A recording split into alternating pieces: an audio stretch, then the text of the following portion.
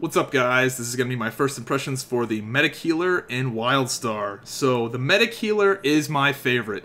It's much different from the Esper and the Spellslinger, which are more traditional. Stay as far back as you can and heal. Just stay out of the action. That's how you want to play those two healers. You just want to use your range to your advantage and not get hit by any sort of... You just want to stay out of it as much as you can. The Medic... complete opposite. You have to be in the thick of the action because your heals are only a 15-meter range. To put some perspective to this, melee is 5, yours is 15. And you might be saying, well, that's not that bad. You got to keep in mind, you got to give your heals a little bit of buffer room. So you don't want to be sitting there max range healing because it's going to be really easy for someone to accidentally outrange your heal. And it's probably not going to be completely optimal. No one's going to have the awesome coordination with lag to just never outrange a heal. It's gonna happen. Even with, like, the best teams. Everyone's gonna outrange heals because there's latency and whatever. So you're gonna have to give your heals a little bit of buffer room. So basically, you're in the action. You might not get, the most skilled medics might not get hit by the melee cleave, but you're gonna be getting hit by a lot of things, and you're also going to be very susceptible to CC. The thing with the Spellslinger and the Esper is that they're going to be more of a pain in the ass to hit with CC effects, because they're going to be farther back. They're going to be more than likely closer to a line of sight object. They're just going to be harder to hit. It's going to be more of a pain to get them. Whereas if I'm a stalker and I'm killing this warrior and I want to CC the medic, he's just right there. He's literally a dodge roll away. More than likely, he's going to be that close. So that's going to be really interesting how that plays out. The medic is more durable, and from what I can tell, it is going to have more mitigation than the other healers. It wears medium armor, and from looking at the amps, it's got some like passive deflect and a bunch of craziness that you just get for free for the most part. So you're going to be more tanky, but I'm curious how the CC is going to work. I know Wildstar isn't a super CC-based game like World of Warcraft is, where you get put into fucking 1-minute CC chains, but it's definitely going to be a thing. You might be looking at the abilities and seeing like, oh, 3-second stun. Okay, how is that going to be? Trust me, in this game, things move fast. A 3-second stun, yeah, shit happens in 3 seconds in this game. So, it's going to be interesting to see how that plays out. But the key advantage to the medic healer, and one that a lot of people probably... You weren't going to understand the power of this unless you've played the game, but the fact that medics can heal shields more than any other healer is amazing. Now, other classes like the engineer have a little robot that can heal shields. I'm not sure how powerful that is, but the other healers don't have the shield healing that medics do. Medics have a fairly spammable shield healer. It uses their power cores. It's called Shield Burst. This ability also does damage to enemies, and with the way the medic is, there's going to be a lot of times where you shield burst, you heal 2 of your buddies if you're playing a melee cleave, and you're doing damage to the enemy team. And it does considerable damage. It does pretty darn good damage. So that's going to be an interesting ability. The reason shield healing is so good is, if you're not familiar with how shielding works in this game, your shield is an extension of your health bar. And if you don't get hit for a while, your shields recharge.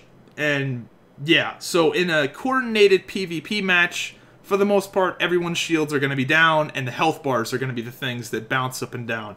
From what I gather from how the other healers work, the fact that the medic can actually top people up in combat more easily than other classes is a big deal. That's really nice, because there's a lot of situations when I was playing my Esper healer that I was just looking at green bars that were full, and I couldn't do anything. I'm just sitting there and like, oh, well, I guess I could spam heal them, but their health is full, but their shields aren't. So, yeah, the fact that the medic, you're not sitting there hopeless when your teammates are full, you can give them more of a buffer.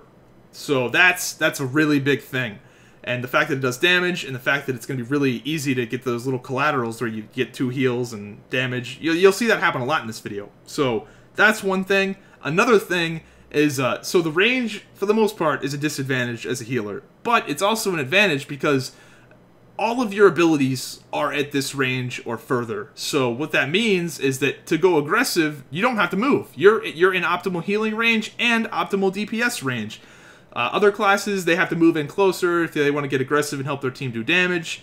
Medic, nope, you're there. If you want to offensively dispel, if you want to defensively dispel, you want to do damage, you're right there where you need to be all the time. And the big thing with the medic that I think is going to be one of the more powerful assets as a healer is the fact that you have 2 dispels. So most classes, they have 1 defensive dispel. If you tier it up to tier 8, it becomes better. In the case of the Esper, if you go with your tier 8 dispel, it dispels 2 things. If it's used on an enemy, it purges offensively and can take off 2 enemy buffs.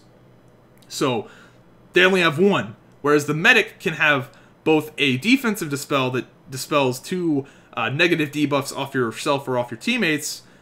You can have that, and you can have the most ridiculous purge, which purges off 2 enemy debuffs. I'm just gonna put it on the screen. Basically, you can have two sets of dispels. One that can dispel 2 enemy buffs every 2.5 seconds. It is tier 8. It's a big investment, but you can purge off 2 enemy buffs every 2.5 seconds, and still keep your defensive dispel, which can dispel 2 buffs off of your, or 2 enemy sorry, this shit's confusing. You can dispel 2 debuffs and 2 buffs. It's fucking crazy. It's a big investment, but I think that's going to be a really big deal.